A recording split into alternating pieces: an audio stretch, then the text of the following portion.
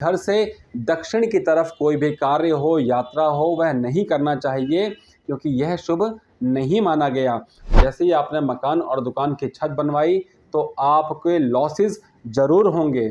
मृत्यु हो जाए तो उसके परिवार के 5 लोग की जाने की योजना बन जाती है। मित्रों, मैं राहुल मिश्रा और पुनः आप सभी का हमारे YouTube चैनल पर स्वागत है। आज का विषय है कि जब पंचक लगे तो कौन सा कार्य निषेध हो और कौन से कार्य करने से हमें फ़ायदा हो सकता है। प्रायः हमारे पास ये भ्रांतियाँ होती हैं कि पंचक लग गया है साहब, यात्रा मत करिए, कहीं आइए जाइए नहीं, कोई काम मत करिए। ऐसा नहीं है।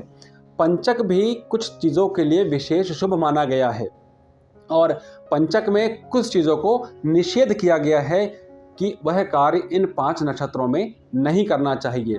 सर्वप्रथम जानते हैं ये पंचक बनता कैसे है। हमारे पंचांग में एक अंग जो ले आता है वह है नक्षत्र और 5 नक्षत्रों के इस समूह को पंचक बोला जाता है।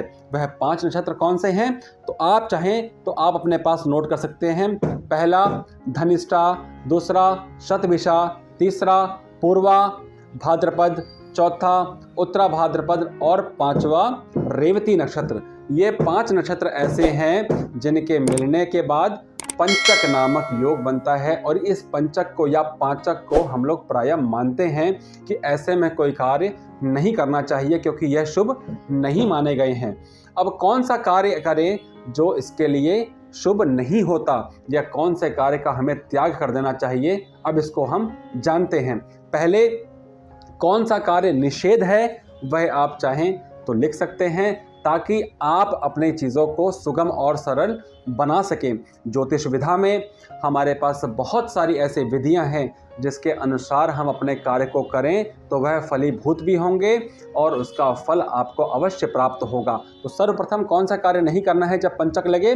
दक्षिण में यात्रा नहीं करनी चाहिए। खासकर आपको अपने घर से दक्षिण की तरफ कोई भी कार्य हो, यात्रा हो, वह नहीं करना चाहिए क्योंकि यह शुभ नहीं माना गया।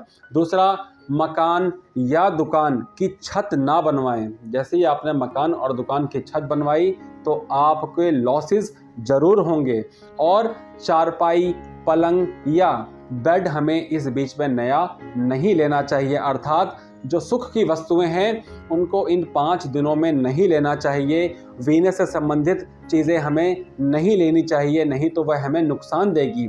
और देखिए, शव, हम कई बार कहते हैं कि पंचक लग गया है, इस पंचक में यदि किसी का मृत्यु हो जाए तो उसके परिवार के 5 लोग की जाने की योजना बन जाती है। तो यहाँ माना गया है कि पंचक में शव दहन नहीं करना चाहिए, वह निषेध है। यह जब भी होगा यह किसी विशेष कारकों के साथ ही होगा। इसके अलावा देखिए, हमें पंचक में घर की दीवार नहीं बनानी चाहिए। तांबा, पीतल या ऐसे कोई भी आभूषण नहीं बनाने चाहिए इस पंचक में।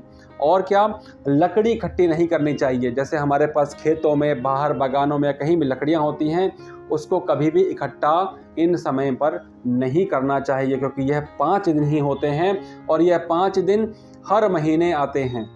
तो इन 5 दिनों में ये वाले कार्य नहीं करने हैं। अभी तो कई बार यह बोला गया है कि शादी विवाह भी पंचकों में नहीं करना चाहिए। ऐसा नहीं है। शादी विवाह के लिए पंचकों में कोई भी रोक नहीं है और वह आप कर सकते हैं। क्या? शादी विवाह आप कर सकते हैं, बच्चों का मुंडन करवा सकते हैं, गृह आरंभ करवा सकते हैं, गृह बनाने का कार्य स्टार्ट करा सकते हैं, गृह प्रवेश कर सकते हैं, वधू प्रवेश भी यहाँ पर कर सकते हैं।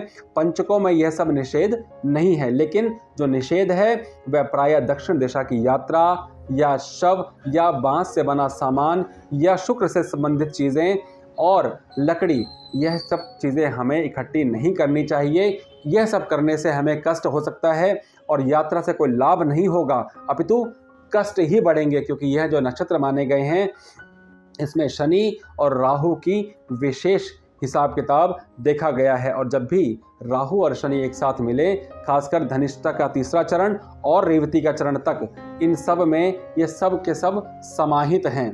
तो केतु इसमें आता है, इसके अंदर राहु आता है, इसके अंदर शनि आता है और जब भी यह योग बने यह प्रबल योग बन जाते हैं। इसीलिए हमें इसका इस समय में यात्रा या अन्य कार्य का निषेध माना गया है। आशा करता हूं कि इस वीडियो से आपको खासकर पंचक के बारे में जानकारी प्राप्त हुई होगी। वीडियो को देखने के लिए बहुत बहुत धन्यवाद। आपका दिन शुभ हो। जय सीताराम।